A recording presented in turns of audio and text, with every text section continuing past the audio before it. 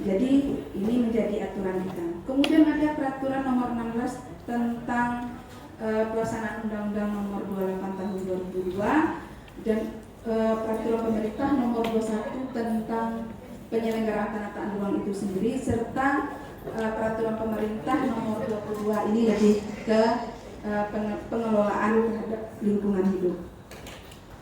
Kemudian untuk peraturan menterinya juga banyak, turunan-turunan dari PP-nya. Dan terakhir itu yang menjadi dasar kita adalah Perda nomor 5 tahun 2002 tentang rencana tata ruang Kabupaten Tanah Datar yang sudah kita perdakan pada tahun 2022. Bapak Ibu yang kami hormati, kita kalau melihat kawasan Lembah Anai, kita harus melihat fakta dan data yang ada di kawasan Lembah Anai tersebut. Yang pertama mungkin dari seluruh kita di Sumatera Barat ini, Bapak Ibu, kita nggak ada mungkin yang nggak tahu Lembah Anai, karena Lembah Anai itu sudah terkenal dari zaman Belanda. Itu regulasi. Atau tanya orang mau sama ke Lembah Anai, Lembah Anai itu sudah terkenal. Jadi terkenal Lembah Anai itu sudah dari 1922, di mana kawasan Lembah Anai itu sudah ditetapkan menjadi CA. Jadi sudah menjadi CA dari 1922. Nah, lama Pak, kamu sih lahir tahun 1977 Pak. Jadi CA aku lalapnya tua dari awal-awal lagi. Kemudian kawasan Lembah Anai juga menjadi kawasan destinasi wisata unggulan. Bukan hanya dari tanah datar, Pak. Provinsi juga membidik kawasan Lembah Anai menjadi kawasan wisata unggulan.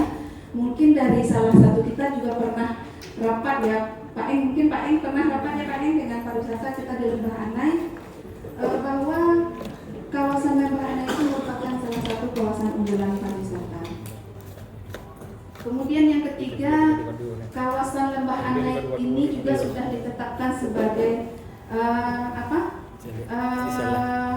UNESCO karena dia dilalui oleh jalur kereta api.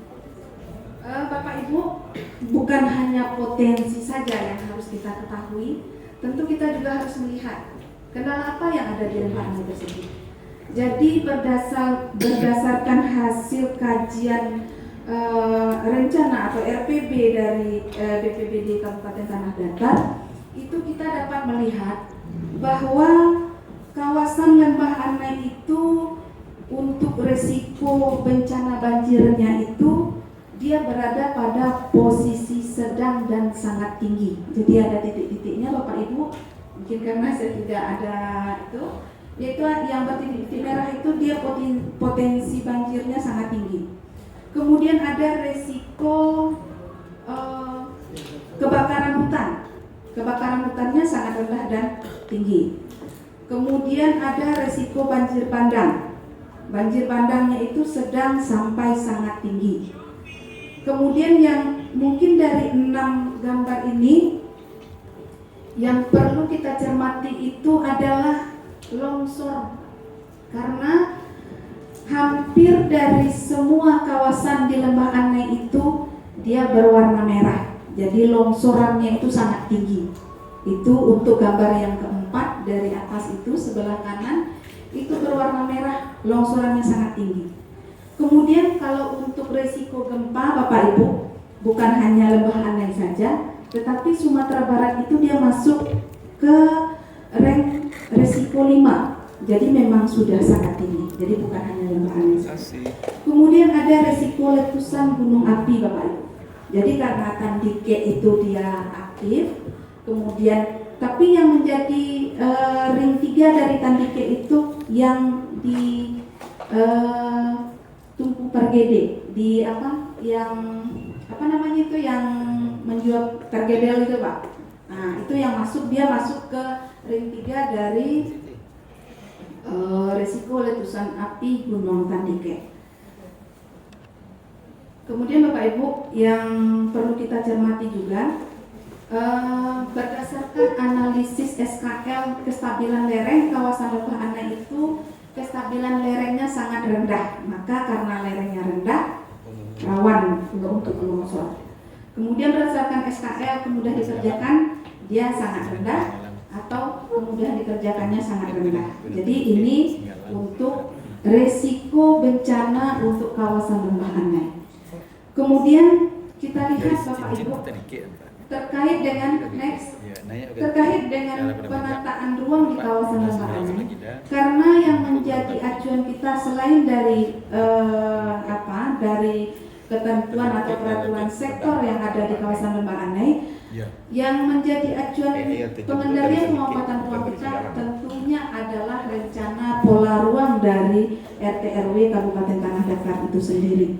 Jadi di dalam RT RW Kabupaten Tanah Datar, kalau kita lihat pola pemanfaatan ruangnya di kawasan lembah Anai itu ada kawasan perkebunan rakyat, kemudian ada kawasan permukiman perdesaan, ada cagar alam lembah Anai, ada TWA Megamendung, kemudian ada hutan lindung. Jadi di sini kemudian ada nanti akan terlihat nanti taman wisata Singgalang Tandike. Jadi Bapak Ibu, ini kondisi. Kenapa mungkin ada nanti Bapak mempertanyakan kenapa ada kawasan permukiman perdesaan nanti di sana? Karena ini ada kondisi existing, Pak. Kondisi existing di mana saat ini sudah bermukim masyarakat Kabupaten Tanah Datar, khususnya Jorong Ayi Mancur, bermukim di kawasan lembah Anai ini. Tentunya untuk penataan ruang kawasan lembah Anai ini, karena ruang itu tidak statis, ruang itu dinamis, maka pemanfaatan ruang itu ada ketentuan yang mengatur KUZ-nya, ketentuan umum zonasinya yang mengatakan bahwa pada kawasan ini dilarang untuk kegiatan ini, kawasan ini diperbolehkan untuk kegiatan ini, atau kawasan ini diperbolehkan bersyarat untuk kegiatan ini. Jadi karena di sini sudah terlihat bahwa ada perkebunan rakyat, kawasan permukiman perdesaan, cagar alam, TWA Megamendung, nanti akan kita breakdown, akan kita lihat rencana tata ruang Kabupaten Tanah Datar itu mengatur sampai di mana. Jadi Bapak Ibu, ini bahwa di dalam RT RW Tanah Datar itu yang paling luas dari kawasan cekungan lembah Anai itu adalah CA. Karena memang CA yang paling dulu ditetapkan di sana, ada 283,63 hektar kawasan yang ditetapkan sebagai CA lembah Anai. Kemudian di samping itu seperti saya sebutkan tadi ada badan air, cagar alam, hutan lindung, taman wisata, permukiman dan perkebunan rakyat. Nah, Bapak Ibu, dari semua itu ini aturannya. Jadi next Pak. Nah ini untuk badan air itu masih diperbolehkan untuk konservasi badan air. Diperbolehkan bersyarat nih Pak untuk pengembangan dan pemanfaatan jaringan infrastruktur, pemanfaatan untuk kawasan lindung, kegiatan perikanan yang tidak menurunkan kualitas dan ekosistem air. Nah dilarangnya juga ada Pak, mengurangi luas badan air, mencemari dan menurunkan kualitas air. Ini dilarang. Kemudian untuk cagar alam juga seperti itu. Ini kita adopt dari seluruh aturan yang terkait dengan cagar alam. Jadi kalau untuk cagar alam itu mengambil, menebang, memiliki, merusak, memusnahkan itu dilarang. Nah, jadi ini sudah ada ketentuan-ketentuan yang kita masukkan ke dalam rencana tata ruang dan apa yang diperbolehkan. Nah, kemudian ini mungkin untuk hutan lindung, karena nanti yang akan banyak dimanfaatkan oleh masyarakat kita di kawasan lembah Anai itu adalah kawasan hutan lindung. Di sini diperbolehkan itu adalah untuk pemanfaatan hutan untuk kegiatan kehutanan, pengukuhan kawasan hutan, rehabilitasi das, perlindungan hutan, reklamasi dan atau reboisasi kawasan, serta pemanfaatan jaringan infrastruktur. Sedangkan untuk yang diperbolehkan bersyaratnya Pak, ada untuk perubahan status hutan lindung menjadi hutan konversi atau hutan produksi, kemudian budidaya pemanfaatan kawasan, jasa lingkungan dan pemungutan hasil hutan bukan kayu. Kemudian ada pendidikan dan penelitian, serta untuk pembangunan dan pengembangan jaringan infrastruktur, serta pemanfaatan untuk kegiatan budidaya. Jadi di sini budidaya boleh, pariwisata, permukiman dan hankam. Tetapi ini bersyarat, Pak. Syaratnya apa? Syaratnya harus memenuhi ketentuan pemanfaatan hutan. Jadi ini ada aturannya, Pak. Ada Permen LHK nomor 7 tahun 2021 yang menjelaskan bahwa pemanfaatan kawasan hutan tersebut boleh dimanfaatkan untuk kawasan pariwisata dengan ketentuan melakukan kerjasama. Mungkin saya berharap di sini ada dari Dinas Kehutanan Provinsi bisa lebih menjelaskan lebih detail nanti terkait dengan hal ini. Kemudian boleh untuk untuk pengembangan jaringan infrastruktur. Itu pengembangan jaringan infrastruktur boleh dilakukan dengan mekanisme pinjam pakai. Jadi sudah diatur mekanismenya apa yang boleh dan apa yang tidak dibolehkan.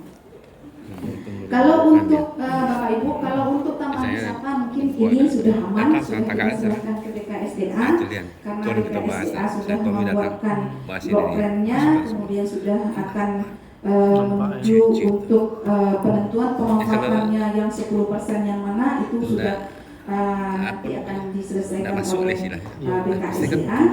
Selanjutnya untuk permukiman pedesaan, dia boleh, tapi ketentuannya nanti KDP-nya tentu tidak bisa 70-30, harus memenuhi KDP-nya nanti di bawah 50%. Ada penentuan-penentuan yang seperti itu. Jadi di sini bahwa di dalam rencana tata ruang Kabupaten Tanah Datar itu KUZ-nya mengatur seperti ini. Ada diperbolehkan bersyarat dan ada yang dilarang. Kemudian Bapak Ibu, untuk kalau ada acuan dari pemanfaatannya, tentu kan ada pemanfaatannya itu sendiri. Jadi pemanfaatan kawasan lembah anai Bapak Ibu seperti yang saya jelaskan sebelumnya, bahwa dari tahun 1900 itu kawasan lembah anai sebenarnya sudah dimanfaatkan. Sudah dimanfaatkan untuk apa ya? Untuk jaringan infrastruktur, terutama jaringan rel kereta api. Kemudian sudah dimanfaatkan untuk permukiman masyarakat. Karena apa? Karena ada akses ke sana, tentu masyarakat akan bermukim di sana. Jadi ini bahwa kondisi yang ada, masyarakat telah bermukim di kawasan lembah anai jauh dari permasalahan-permasalahan yang muncul pada saat itu. Kemudian permasalahan yang mencuat atau yang sering timbul pada akhir-akhir ini, yang pertama adalah kemacetan. Karena kalau sudah banjir, Pak, sudah gadang air mancul, itu macet, pasti macet. Hujan hari, Pak, pasti macet. Kemudian yang menimbulkan kemacetan itu karena memang kondisi lahan di situ adalah longsor, macet. Karena jalan kita ini adalah jalan nasional yang tentu LHR-nya tinggi, Pak. Kalau sekian jam saja terhenti arus jalannya, akan menimbulkan kemacetan. Kemudian bencana alam.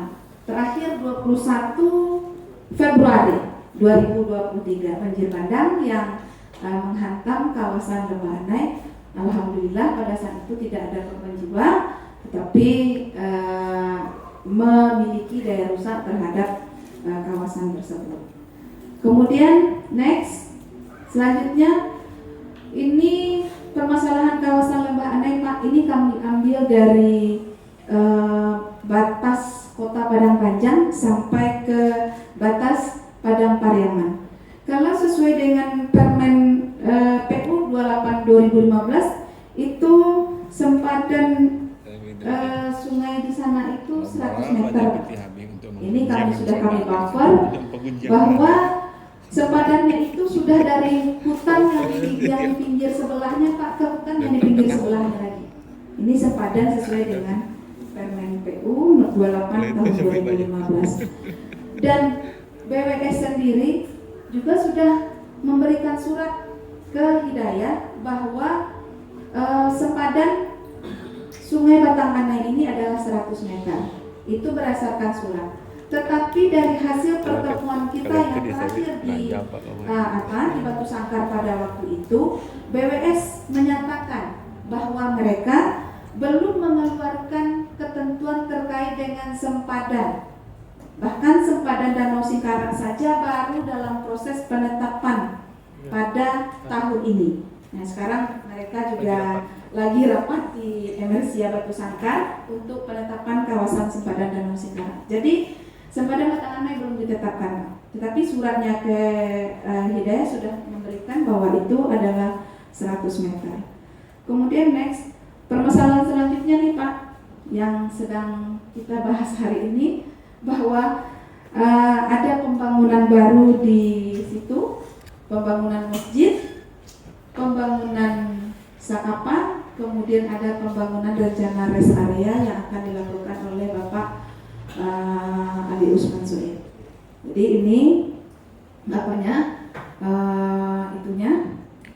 Kemudian kalau kita berbicara, tadi sudah kita bicarakan mengenai perencanaannya Pak, sudah dimanfaatkan oleh masyarakat kita, tentu ada pengendaliannya Pak. Karena di PP 21 itu turunannya melalui Permen PU nomor 21 itu ada tahapan-tahapan dari pengendalian Pak. Karena apa? Karena sekarang ada kemudahan berinvestasi Pak. Kemudahan berinvestasi itu berikan dulu, baru diawasi. Nah itu Pak, itu Pak yang di PP nomor 5 tahun 2021 tentang berinvestasi tadi menyatakan itu. Berikan kemudahan dengan melalui OSS masyarakat investor dapat melakukan secara mandiri. Dapat mereka mendapatkan kemudahan berusaha itu secara mandiri. Tetapi secara peraturannya pengendalian pemanfaatan next Pak, next. Nah ini pengendalian pemanfaatan ruang di Lembah Ana itu diatur di dalam peraturan Menteri nomor 21 tahun 2021 tentang pelaksanaan pengendalian pemanfaatan ruang dan pengawasan pemanfaatan ruang. Jadi kalau terjadi pelanggaran terhadap pemanfaatan ruang, bentuk pelanggarannya ada 3. Yang pertama itu pengguna ruang tidak mentaati rencana tata ruang sehingga mengubah fungsi ruang. Jadi yang perlu kita andalkan itu adalah mengubah fungsi ruang. Kemudian yang kedua, tidak mentaati ketentuan pemanfaatan ruang. Ketentuan pemanfaatan ruang mana Pak? Yang KUZ kita tadi. Jadi seandainya dia di sana kawasan permukiman, kemudian harusnya ketentuan KDB, KED, KLB-nya dan ketentuan-ketentuan lainnya ada, tetapi tidak dipatuhi itu, maka dia masuk ke poin nomor 2, pelanggaran, bentuk pelanggaran kedua. Kemudian pelanggaran yang ketiga, menghalangi akses terhadap kawasan yang menurut peraturan adalah milik umum. Contoh jalan diambil Pak. Kemudian ada kasus di Tanah Datar dan saya sendiri duduk di pengadilan waktu masyarakat mendirikan bangunan di depan pintu masuk irigasi itu di portalnya oleh masyarakat Pak, dibilangnya itu tanah mereka, padahal itu pintu air Pak, pintu air irigasi. Nah itu kami sampai ke pengadilan Pak. Nah jadi ini masuk yang ke yang kasus yang kedua. Bapak Ibu yang saya hormati, untuk bentuk pelanggaran ini, kalau kita melihat untuk kawasan Lembah Anai itu, dia masuk ke pelanggaran yang nomor 1, di mana sudah mengubah fungsi ruangnya Pak, dari kawasan hutan menjadi kawasan terbangun. Artinya apa? Artinya memang sanksi administratif itu harus berlaku. Sanksi administratifnya seperti apa? Sanksinya itu ada penilaian pelaksanaan PKKPR. PKKPR-nya saat ini belum ada Pak. Kemudian pengawasan penataan ruang, audit tata ruang, pengaduan masyarakat atau temuan lapangan. Ini dasar pemberian sanksinya, sanksi administrasinya. Bentuk sanksinya apa? Peringatan tertulis, denda administratif, penghentian sementara kegiatan, penghentian sementara pelayanan umum. Nah ini yang kadang-kadang gimana ya Pak? Jelas-jelas bangunan itu sudah tidak berizin, tidak tetapi fasilitasnya masih diberi Pak. Aliran listrik masih diberikan, kemudian air bersih masih diberikan. Nah, jadi ini sebenarnya ada penghentian terhadap pelayanan umum nih Pak, terhadap sanksi yang harus kita berikan. Kemudian penutupan lokasi, pencabutan PKKPR-nya, pembatalan PKKPR, pembongkaran bangunan dan pemulihan fungsi.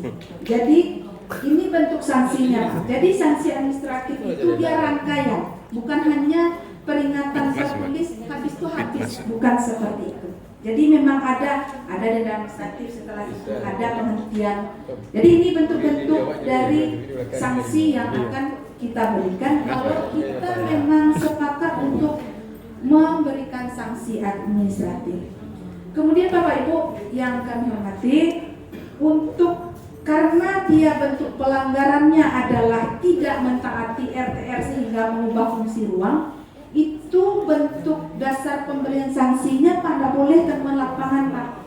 Harus kita lakukan dengan audit tata ruang Pak.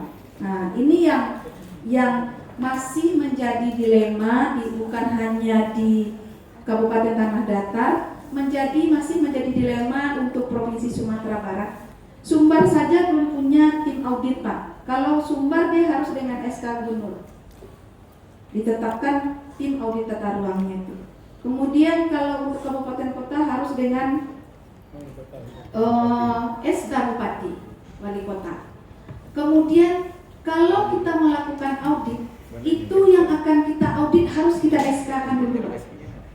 Jadi kalau kita mau audit kawasan lembah anai itu kita SK-kan dulu bahwa kawasan lembah anai merupakan kawasan yang sudah menyalahi ketentuan tata ruang. Nah, itu ketentuan atau aturan-aturan yang diatur dalam PP 21 terkait dengan pengendalian pemanfaatan ruang. Dan ini tidak hanya di Lembah Anai Pak, ini berlaku untuk semua kawasan, terutama Singkarak Pak, Lembah Anai dan kawasan lainnya.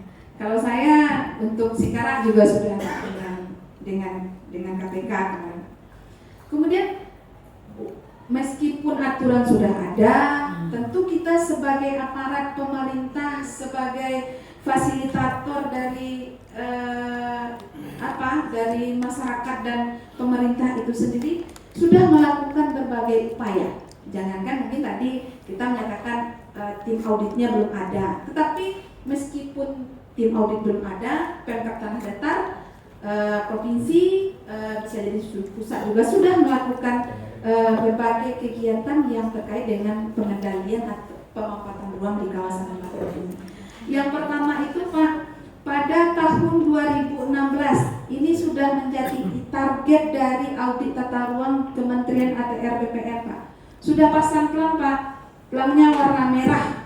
Kalau merah ini sudah untuk level yang paling tertinggi dalam hal audit tata ruang. Kalau Singkarak pada waktu itu masih pasang warna kuning Pak. Masih warna kuning dipasang. Tapi untuk kawasan Lembah Anai sudah pasang warna merah. Ini pelangnya Pak. Pelang Pak Kato pelang dan pembangunan Pak Kecek pembangunan juga Pak. Jadi ini memang perlu komitmen kita bersama kali Pak ya. Pemerintah daerah, provinsi, sektor, pemerintah pusat. Mau kita apakan di kawasan Lembah Anai ini sebenarnya. Kemudian lanjut Pak. Pemerintah Kabupaten Tanah Datar juga tidak tinggal diam Pak. Ini dipasang 2011 kalau saya tidak salah. Saya di tata ruang itu mulai dari CPNS Pak sampai jadi kabin di tata ruang udah 20 tahun Pak. Nah ini ikut masang ini dulu. Jadi kadis besok. Jadi ini Pak 2011 udah dipasang. Warna biru waktu itu Pak. Ini warna merah ya. Kalau dari pusat berwarna merah, tapi kalau dari Tanah Datar pada waktu itu. Dan pelangnya masih ada kok Pak sampai sekarang. Masih ada sampai sekarang. Bahwa memang Lembah Anai itu memang kawasan untuk konservasi seperti itu dijelaskan. Kemudian ada peninjauan lapangan Pak. Kalau nanam seseorang Pak kasih tujuh dari kawan-kawan tata ruang dak tetong le kalinya Pak. Yang disambut dengan makan siang lah ya Pak. Alhamdulillah. Alhamdulillah Pak, yang disambut dengan baju loreng-loreng, baju coklat-coklat lah ya Pak. Jadi alah berbagai macam yang ada di situ. Malah waktu Ika yang tinjauan lapangan yang terakhir nih Pak, 21 Juni dengan Kementerian ATR BPN ini, Ya. kok komplain dari mereka. Kami menerima komplain dari pemilik, menyatakan bahwa kami masuk ke sana tidak izin. Jadi ini ada bahasa-bahasa seperti ini. Awak pemilik kawasan awak. Ya, jadi ada bahasa-bahasa seperti itu yang terlontarkan. Jadi kan, tapi kan tidak semua perlu kita tanggapi kan seperti itu ya Pak ya. Jadi kita tetap melakukan kegiatan kita, melakukan pelaksanaan apa yang akan kita laksanakan. Kemudian mungkin ini ya Pak. Lanjut next. Berikutnya, ini surat teguran pertama kita itu bertanda tangan Bapak Bupati Pak. Surat teguran kita pada 27 Juni 2023 ketiga orang. Karena memang itu yang sedang kita apakan, Pak Ali Usman Suib, kemudian Pak Aniruddin, kemudian ada kepada pemilik Sekapa. Dan itu surat tembusan itu tembusannya kita sampaikan Pak, sampaikan ke BKSDA kita sampaikan, SDADK kita sampaikan, BWS kita sampaikan, seluruhnya kita sampaikan Pak. Ini tembusan ini tidak kita sampaikan. Kemudian tentu kalau dari ketentuan kan kita kalau berbicara dengan, karena kami sudah dihadapkan dengan kuasa hukumnya Pak.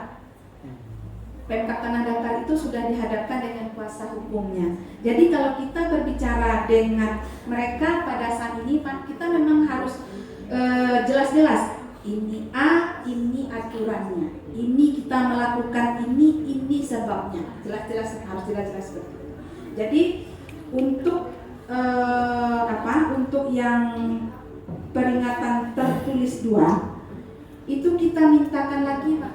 Kita mintakan lagi ke sektor apa saja, karena kita mau merangkum nih Pak, merangkum Pemkab Tanah Datar mau merangkum kegiatan-kegiatan apa saja yang sudah dilakukan oleh sektor. Karena apa?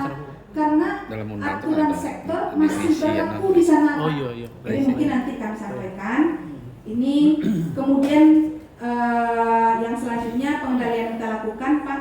Waktu kita juga audiensi dengan pemilik. Mereka menyampaikan kami akan menemui bapak pimpinan daerah nanti dengan kuasa hukum kami. Nah, itu bahasa dari teguran 1 ini, dan itu sudah disampaikan ke kita. Karena apa? Karena mereka menyampaikan bahwa mereka memiliki sertifikat dan proses mereka sedang berproses di kehutanan di LHK, sedang berproses di LHK. Kemudian pemerintah Kabupaten Tanah Datar juga sudah melakukan koordinasi dengan pemerintah provinsi. Jadi kami sudah berkirim surat Pak pada tanggal 12 Mei 2023 tentang tindak lanjut pengendalian pemanfaatan ruang kawasan Lembah Anai. Nah, ini yang sedang mungkin belum dapat balasan sampai sekarang Pak. Udah kami surati, ini mungkin bisa di Zoom. Ini ada ke ATR BPN, kemudian ada ke Balai Jalan, BKSDA, kemudian Dinas Kehutanan Provinsi, DMC KTR, Perkereta Apian. Sudah kita surati apa yang sudah dilakukan, dan kami baru mendapatkan surat dari BWS itu yang bahwa 100 meter itu dari pemilik Pak, dari pemilik bahwasanya BKSDA BWS sudah mengeluarkan surat ke mereka bahwa sempadan itu adalah 100 meter. Tetapi mereka menanggapi seperti tadi Pak, kuasa hukumnya ini dari mana gitu kan. Jadi penetapannya belum kok, ada nih suratnya seperti ini. Seperti itu kita hal-hal yang kecil dipertanyakan seperti itu. Tetapi tentunya ini menjadi masukan bagi kita semua Pak, baik Pemkab Tanah Datar, sektor, provinsi maupun pusat sendiri. Kemudian yang sudah dilakukan oleh Pemkab Tanah Datar itu menyurati Kementerian ATR BPN Pak. Sudah disurati. pada tanggal 13 September 2023 kita sudah menyurati Kementerian ATR BPN karena sesuai dengan PP 21 tahun 2021 itu Pak, jika Pemprov tidak sanggup melakukan dan ada kemungkinan konflik masyarakat dengan masyarakat, konflik masyarakat dengan pemerintah, itu dapat dimintakan auditnya, pelaksanaan auditnya ke kementerian. Kami sudah menyurati Pak. Dan tanggapan sampai hari ini kita dilakukan Zoom pada waktu itu dengan Pak Direktur, masih tarik ulur Pak, tarik ulur. Ini provinsi, ini lakukanlah oleh provinsi, lakukanlah oleh kabupaten, masih seperti itu. Jadi masih belum ada yang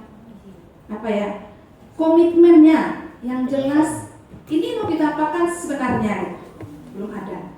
Padahal kan kita juga sudah waktu kita rapat di Batu Sangkar itu salah satunya pada salah satu poinnya meminta Kementerian ATR BPN juga kan Pak untuk melakukan audit terhadap kawasan lembaga. Ini sudah kita lakukan, tapi sampai saat ini masih ada tarik ulur seperti itu. Kemudian ini Pak, yang jadi permasalahan sebenarnya bukan hanya Hidayah Pak. Ada 150 bangunan yang ada dan mungkin sekitar 50 bangunan yang ada di TWA. Artinya setengahnya ada di luar TWA. Kalau TWA kan kita sudah serahkan tadi ke Bu Eka ya Pak ya. Di luar TWA masih ada sekitar 50 sampai 80-an bangunan. Dan itu bukan hanya masjid ini saja loh Pak.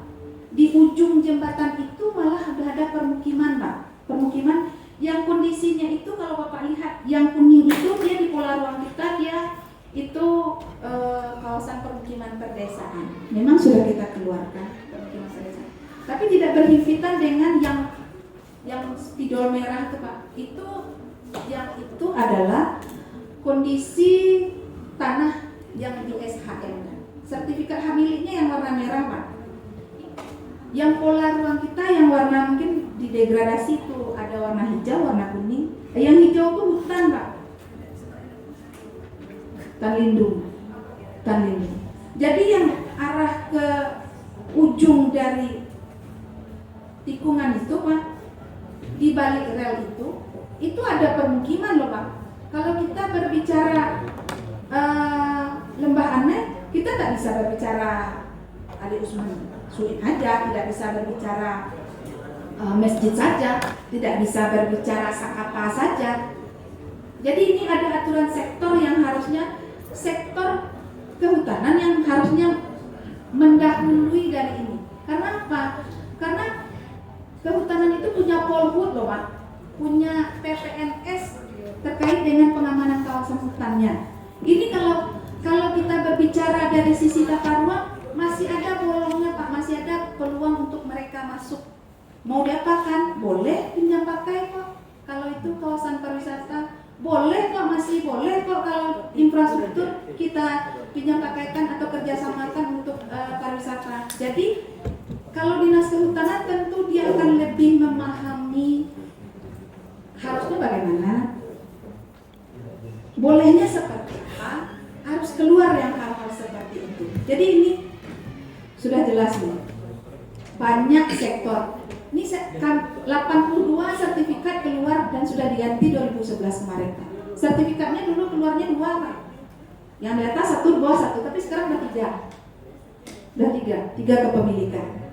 Nah semuanya itu di dalam kawasan hutan separuh, permukiman separuh. Kenapa mereka masih kekeh bahwasannya investor ini dia masih kekeh menyatakan dia sudah di luar kawasan hutan. Kami sudah mendapat surat dari kehutanan, kami sudah dapat surat dari LHK. Kenapa Pak? Ini suratnya Pak. Mereka sudah berproses dari 2010 Pak. Ini suratnya. Tetapi di surat tersebut ada ujungnya Pak. Di poin nomor 4 itu Bapak Ibu itu menyatakan sudah keluar dari kawasan hutan jika sudah masuk ke dalam peta kawasan penetapan kawasan hutan. Ini RT RW kita yang terbaru Pak, pakai peta kawasan hutan terbaru 6599 nomor 6599 karena udah banyak Pak. RT RW aja 3 kemarin itu. Jadi ini pakai 6599 ini ternyata setelah kita cek hasilnya seperti ini. Mungkin kita lihatkan peta yang di atas sebelumnya. Masih hutan, Pak. Masih hutan di situ.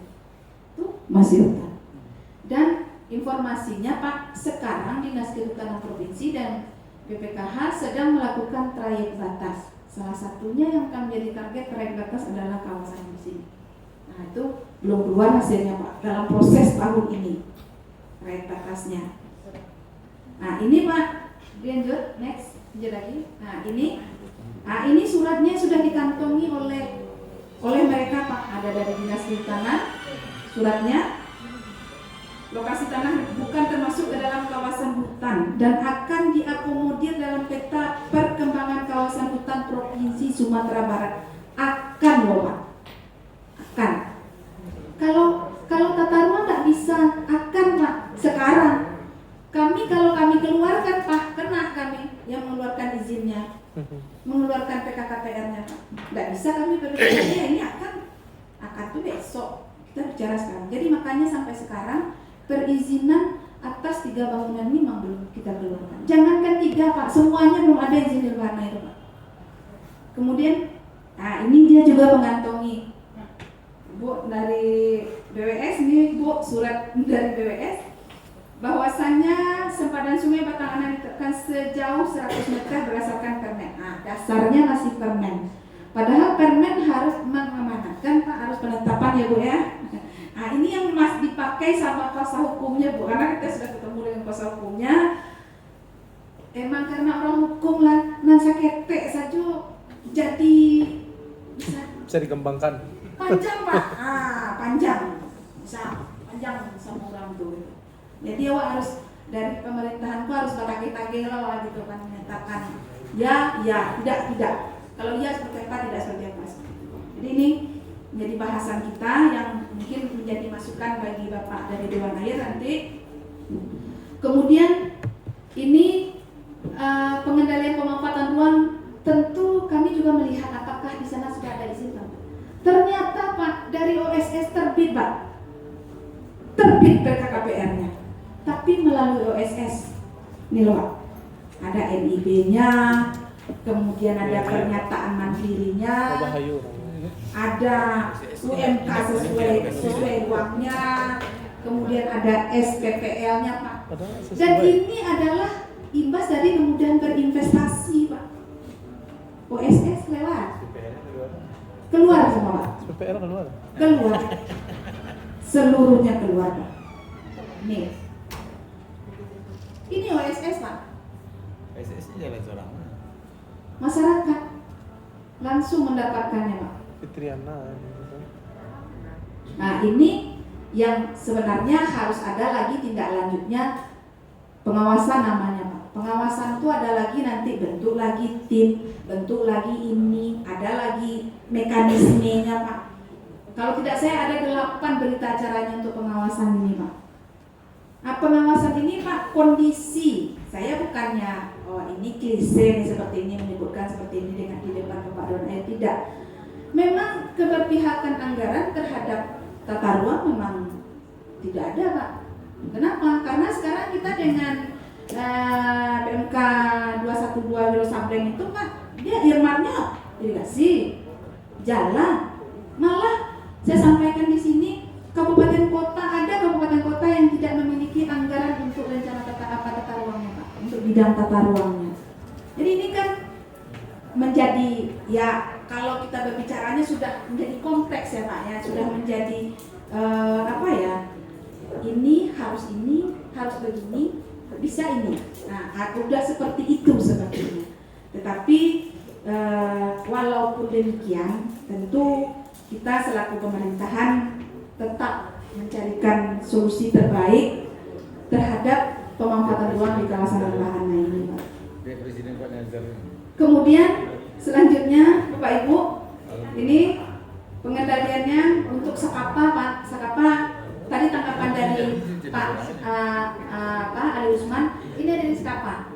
Sakapa dia pada saat kami temui Pak, dia menyatakan sudah melakukan audiensi dengan Dinas Kehutanan Provinsi Sumatera Barat.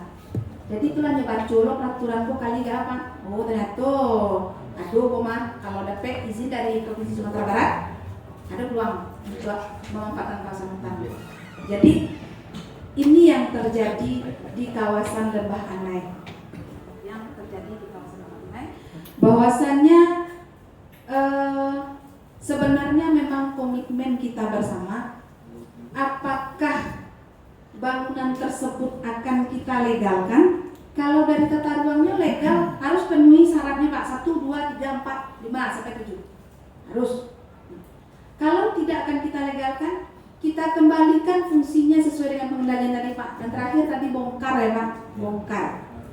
Kalau bongkar tentu bongkar di kawasan hutan dengan bongkar di kawasan permukiman perdesaan Pak, beda Pak. Kawasan hutan, kehutanan nanti yang akan kalian. Tidak boleh bongkar-bongkar tuh. Nanti di CA nanti kena lagi kita nanti Pak. Ada aturan sektor yang menjelaskan untuk pembongkaran itu seperti apa. Jadi sekarang memang yang dituntut itu kalau menurut kami dari Kabupaten Tanah Datar Pak, memang komitmen kita bersama. Apa perannya Pemkab Tanah Datar sendiri, kemudian sektor apa, baik kehutanan, jalan, kereta api, terus nanti ada BWSS, nanti ada kehutanan provinsinya seperti apa, Dinas Kehutanan, BMCKTR, SDABK seperti apa, sampai nanti ke pusat. Jadi kita jelas satu frame apa yang mau kita ambil, komitmen apa yang akan kita ambil, bongkarkah, pengembalian fungsi ruangkah, atau memang akan kita legalkan. Dua aja Pak, dua aja. Jangan kita sekarang kita abu-abu dengan dorong-dorongan Pak. Itu punya provinsi, itu pusat lah, itu BWS lah. Bukan kehutanan tuh, seperti itu. Harusnya kan kita bukan seperti itu. Harusnya kita satu frame. BWS apa? Kehutanan apa? Pemkab Tanah Datar sendiri mulai dari nagari, kecamatan sampai ke Pemkabnya seperti apa? Pemkab Provinsi Sumatera Barat melalui Dinas Kehutanannya, melalui BMCKTR-nya, SDABK-nya seperti apa. Jadi apa yang akan kita laksanakan itu sudah dalam satu bentuk yang sudah kita sepakati secara bersama. Nah, itu Bapak Ibu yang mungkin dapat saya sampaikan pada kesempatan siang hari ini. Salah dan janggal saya mohon maaf Pak. Saya akhiri, wabillahi taufiq wal hidayah. Assalamualaikum warahmatullahi wabarakatuh.